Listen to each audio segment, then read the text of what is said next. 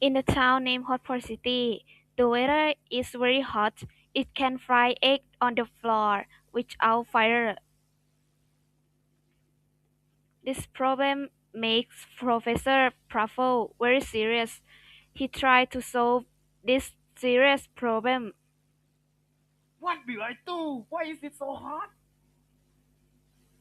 What I can do? I can do this. If this continue for too long, will anyone survive? What should we do, Sam? Let's invent an ice cream machine. I think it will be good for everyone.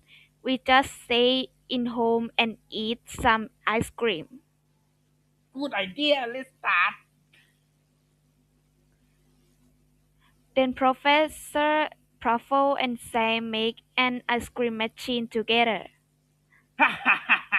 Today we will invent a giant ice cream machine. Hey, Professor! I think there is something wrong with our machine. Then the machine was boom. It's exploding. What happened? Congratulations for everyone. The weather is cool.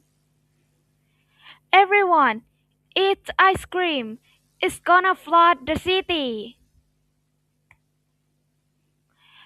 Later, everyone ate all the ice cream and everything is cool in the city now, making everyone happy and cheer for Sam and Professor Pruffle.